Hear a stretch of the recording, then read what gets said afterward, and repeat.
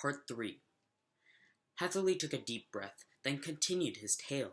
I followed the colonel's instructions exactly, he said, and arrived at A4 just after 11 o'clock.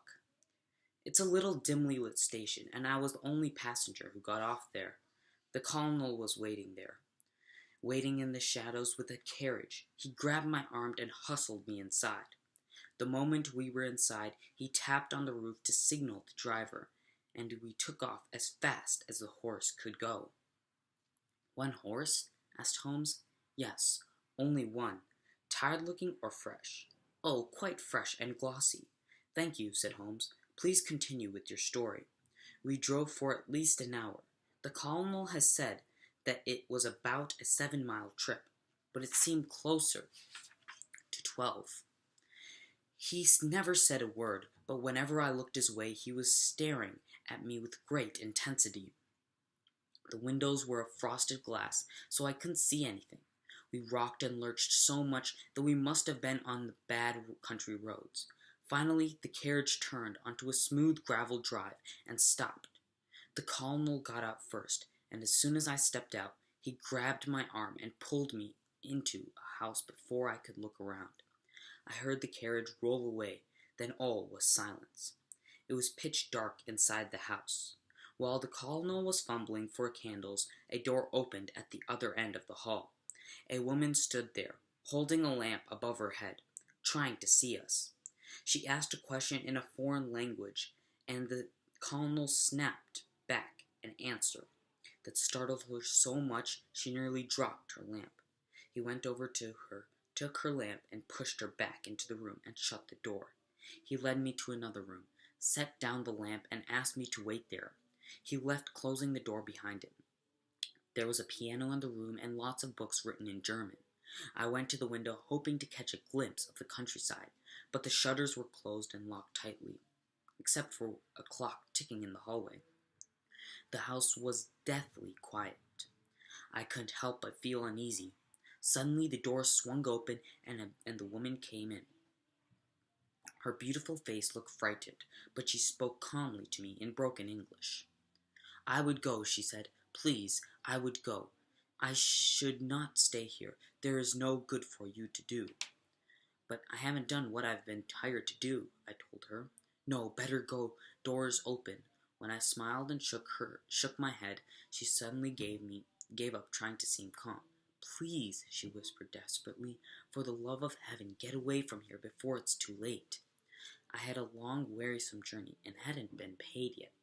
Besides, for all I knew, this lady might have been a mad woman, kept locked inside the house.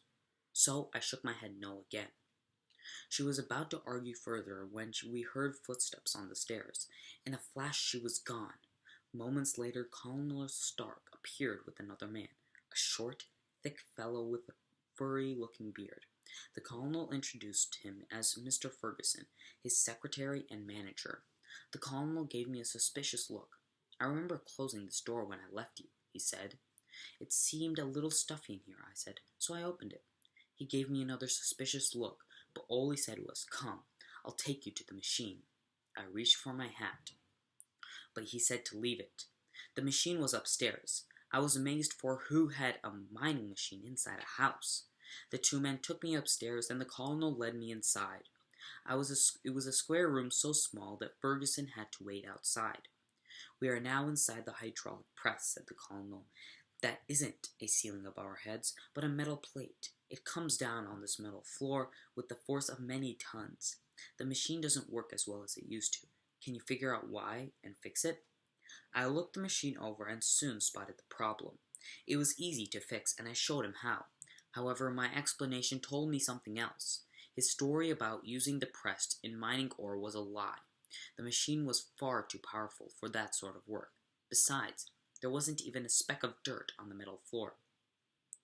My lamp caught glints of something else, though, tiny bits of silvery metal. Suddenly the colonel loomed over me. What are you doing here? He growled.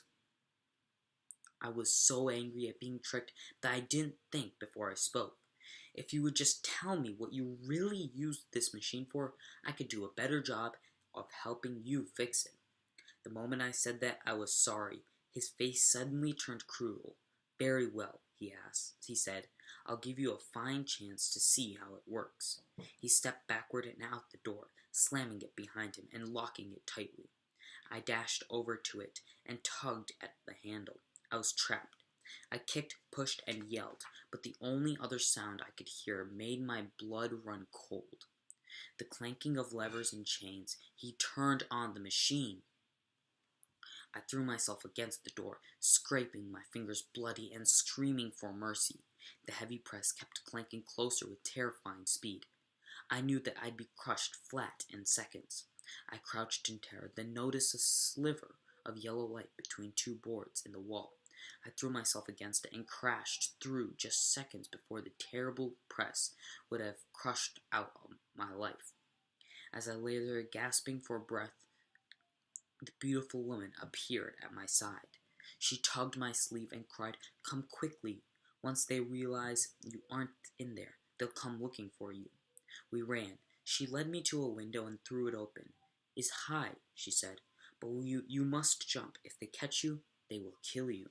I climbed out just as the colonel flew in, rage twisting in his face. The woman tried to hold him back. "Fritz, Fritz," she cried in English. "You promised me no more killing after that other one." I should have jumped and be gone, but I wanted to make sure the villain didn't hurt her for helping me. I hung there, ready to climb in to defend her if he did.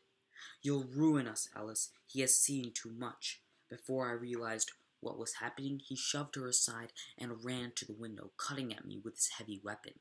I felt a dull pain let go and fell crashing into the garden. I heard him yelling as I got up and ran as hard as I could, but I hadn't gotten far before I felt so dizzy I was afraid that I would faint. That's when I looked and saw that my thumb was missing.